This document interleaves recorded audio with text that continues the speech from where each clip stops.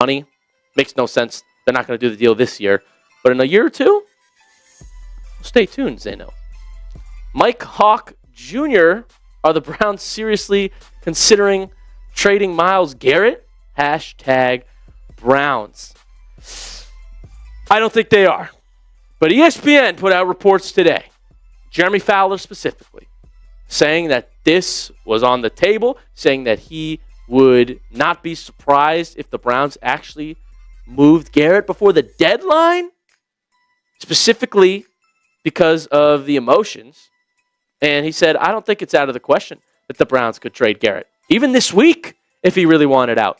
If someone came offering the Browns, say, 2 first-round picks, and Garrett, who has a no-trade clause, and could therefore veto a deal, really wanted out, it would probably be worth considering. Let's say, totally hypothetical, like the Cowboys or the Los Angeles Rams offered both of the 2026 first-round picks they have as a result of prior trades. Cleveland would be looking at... Don't skip a single second of this video. And if this story touches your heart, give it a like, subscribe to the channel, and let us know in the comments. Where are you watching from? Let's begin. I'm not going to lie. I heard that hook and my stomach dropped. You don't just wake up in Cleveland and see Myles Garrett in trade trending like it's a normal Tuesday. You don't casually sip coffee while the best player this franchise has had in decades gets tossed around like a draft day rumor. This isn't normal. This isn't rational. This feels like a fire alarm blaring through the entire city. I'm scrolling. You're scrolling. Every Browns fan is refreshing their feed like maniacs. ESPN segments clipped, insiders whispering, fans arguing in the replies. And the same question keeps punching me in the chest. Is this real? Or are we watching a front office meltdown in 4K? Because Myles was the one thing you didn't touch. Through the injuries, the quarterback roulette, the coaching resets, the messy headlines, Myles Garrett was the anchor, the face, the standard. When everything else was chaos, you could point at 95 and say, that's elite, that's ours. He's the guy who made Sundays worth it when the offense couldn't cross midfield.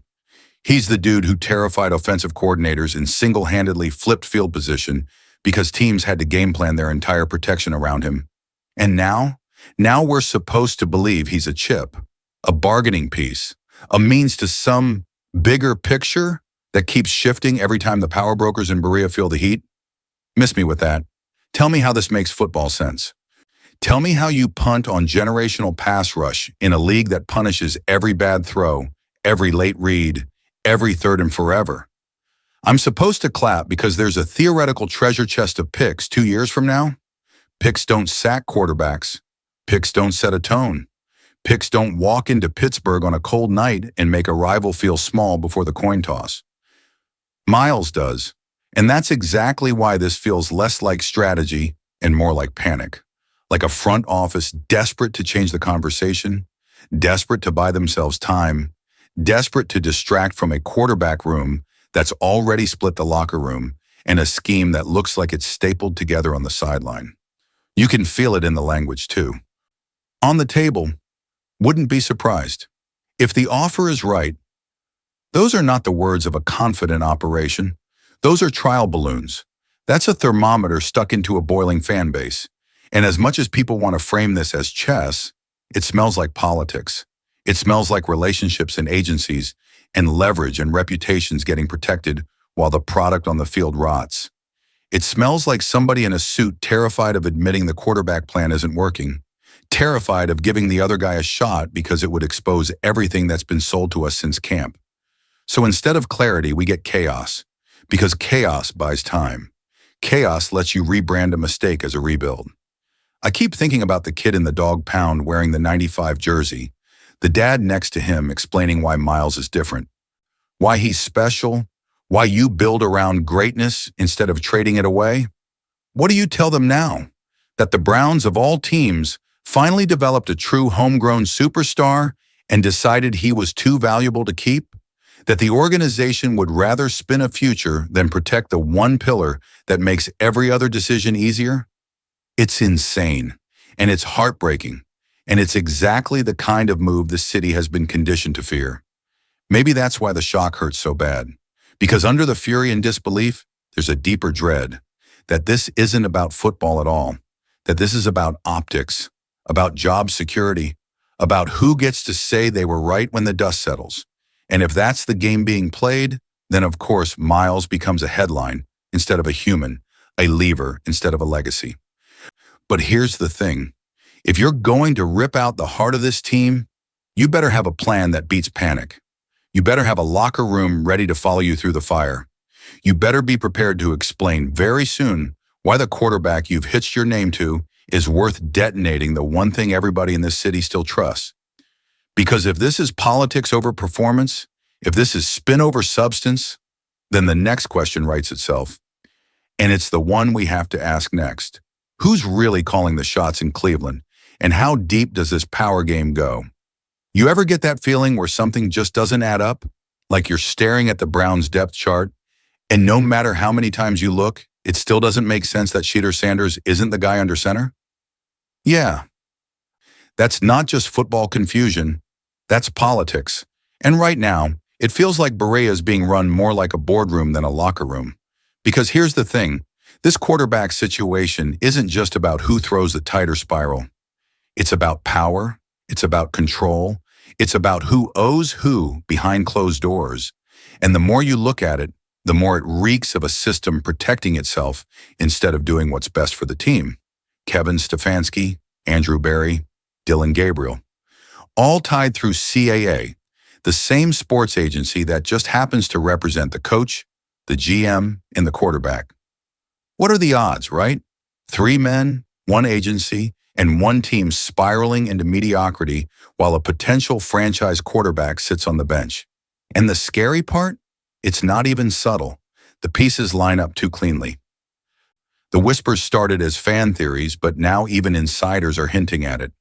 Maybe Shedeur's not sitting because he isn't ready. Maybe he's sitting because starting him would make the wrong people look bad. This isn't the first time we've seen it. Remember when Baker Mayfield clashed with management here in Cleveland?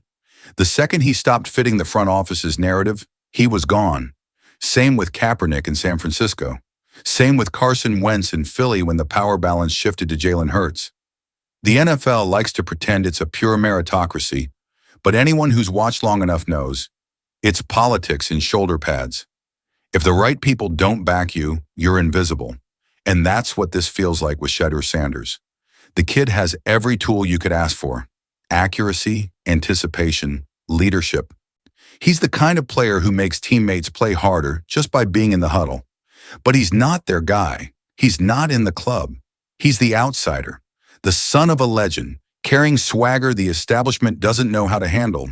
They call it learning the system, but what they really mean is waiting your turn, waiting until the people in power can spin it as their idea. Meanwhile, Dillon Gabriel keeps trotting out there week after week, running an offense that looks allergic to the end zone. You've got fans booing, players frustrated, analysts confused, and the message from the top? We believe in Dillon. No, you believe in the deal you made. You believe in the optics. You believe in not admitting you were wrong. And when that's the mindset leading your football team, it's not about winning anymore. It's about survival. It's about protecting reputations instead of chasing greatness. You can almost see it in the players' body language. Guys like Myles Garrett and Denzel Ward, they're out there doing their jobs, but there's no fire, no unity. Because how do you rally around a system that rewards loyalty over performance? This isn't just a quarterback battle anymore. It's a tug of war for the future of the Browns. On one side, the establishment, comfortable, cautious, corporate. On the other, a young quarterback with the guts to change everything. And maybe that's why this Myles Garrett rumor even exists. Maybe the front office is willing to nuke the whole thing just to reset the power structure, to wipe the slate clean before Shedeur gets his shot and exposes how broken the system really is. Because if the Browns are really considering trading Myles Garrett, it's not just a rebuild, it's a reshuffle of control. And if they're that desperate to regain legitimacy, maybe, just maybe, it means one thing. The pressure to start Shedeur Sanders isn't just coming. It's inevitable. There are certain players who don't just wear a jersey, they define it. And for Cleveland, that's Myles Garrett. He's not just another name on the roster. Not just another Pro Bowler. He is the Browns. He's the heartbeat, the anchor, the one constant in a sea of dysfunction that's been washing through this team for years. While front offices changed, quarterbacks came and went, and coaches spun through the revolving door like clockwork. Myles was the one guy holding it all together. The one reason fans could still feel proud on a Sunday. When you talk about generational talent, that's not hype with Myles. That's fact. The man is a one-man wrecking crew, a pass-rushing alien who bends the edge like physics doesn't apply to him. Quarterbacks flinch when they hear his name. Offensive coordinators lose sleep on Saturday nights. He's that kind of player. But what makes this whole situation so gut-wrenching isn't just how good he is, it's how loyal he's been. Through all the losing seasons, the quarterback chaos, the media mockery, Myles never wavered. He bought in. He gave the city blood, bone, and belief. And this is how they repay him? By dangling him in trade rumors like he's just another asset in a spreadsheet? It's beyond football. It's betrayal. And yet, what makes this moment so complicated is that Garrett's no victim here. He's got power, real power. That no-trade clause changes everything. The Browns can pick up the phone all they want, but unless Myles says yes, it doesn't happen. He holds the leverage. And you have to wonder what's going through his mind right now. Does he even want to stay? Does he look around at this mess? The offense that can't score, the locker room divided, the front office in panic mode, and think, why am I wasting my prime years here? Because make no mistake, Garrett is in his prime. 29 years old, peak physical dominance. He's playing the best football of his life. And for what? To watch his offense go 3 and out every drive? To watch the defense bail out a team that doesn't deserve it? If you're Myles, how long do you keep carrying that weight before you start thinking about your own legacy? Imagine being him, walking into the facility every morning, knowing that your name is being floated around on ESPN, hearing whispers about Dallas, about the Rams. You think that doesn't sting? You think that doesn't mess with a competitor's pride? But maybe, just maybe, it's also tempting. Because let's be honest, if the Cowboys called and said, come play alongside Micah Parsons, chase a Super Bowl ring, and get the national spotlight you deserve, how do you turn that down? If the Rams came knocking, a team that's been there, done that, still reloading, how do you say no to that opportunity? And that's what makes this moment feel like a storm, building in silence. Myles isn't out there causing drama. He's not tweeting cryptic stuff or calling out the front office. He's just working, grinding, doing his job like a professional. But you can feel it, can't you? That quiet tension, that sense that something's breaking beneath the surface. Because the truth is, loyalty in the NFL only lasts as long as it's convenient, and Cleveland just might be proving that again. If this franchise is even thinking about trading Myles Garrett, they better understand what that means. You're not just moving a player, you're ripping out the soul of your defense. You're trading away credibility with every single fan who's still hanging on. And for what? For a maybe. For a gamble on a young quarterback who hasn't even taken a real snap. If you're going to do that, if you're going to bet everything on Shedeur Sanders in this so-called reset, you better be damn sure that kid can rewrite history. Because when you move on from a player like Myles Garrett, there's no going back. That's the kind of decision that defines a franchise, for better or for worse. Every once in a while, a player comes along who just feels different. You can't always explain it. It's not just stats, not just arm strength, not even wins. It's something deeper. It's the way the game seems to bend around them. And for Shedeur Sanders, that's been the story since the first time he stepped on a football field. He's not just Deion's son. He's not just a name with hype. He's a fighter, a leader, a quarterback who's been underestimated at every single level. And somehow, every single time, he proves people wrong. Think back to Colorado. Remember the chaos? The spotlight, the noise, the critics saying he wasn't built for Power 5 football. And what did Shedeur do? He walked into TCU, a team that was fresh off a national championship appearance, and lit them up for over 500 yards in his debut. Calm, poised, surgical. That wasn't luck. That was preparation meeting pressure and smiling back at it. That's who Shedeur is. The guy who thrives when everything's collapsing around him. Now look at Cleveland. Tell me this doesn't feel like deja vu. A franchise in chaos, a locker room that's exhausted, a fan base that's losing faith. It's the same storm, just on a bigger stage. And right there, standing on the sideline, helmet on, silent but focused, is Shedeur Sanders. Waiting, watching, preparing for the moment everyone else is too scared to admit is coming. Meanwhile, Dillon Gabriel's numbers speak for themselves. 59% completion rate, 4.9 yards per attempt. Dead last in the league in efficiency. He's not just struggling, he's sinking the offense. And it's not just about mechanics or play calling, it's leadership. You can see it on the field. The body language is gone. The offense looks lifeless. Nobody believes he's the guy. But when Shedeur walks into the huddle, different energy. It's quiet confidence. You can feel the respect before he even says a word, because players know real when they see it. And look, we've seen this movie before. Tom Brady wasn't supposed to be the guy. Drew Bledsoe was. Until one injury changed NFL history.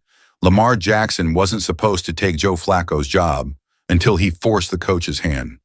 Brock Purdy wasn't supposed to start a single game in San Francisco, but when opportunity met readiness, greatness followed. These moments always start the same way, with chaos, with doubt, with everyone saying he's not ready yet. And then one snap later, the whole league looks stupid. That's what makes this so powerful, because Shedeur doesn't just represent a quarterback switch. He represents belief. He represents hope in a franchise that's forgotten what that word means. The kid has been trained for this since birth. Not entitled, trained.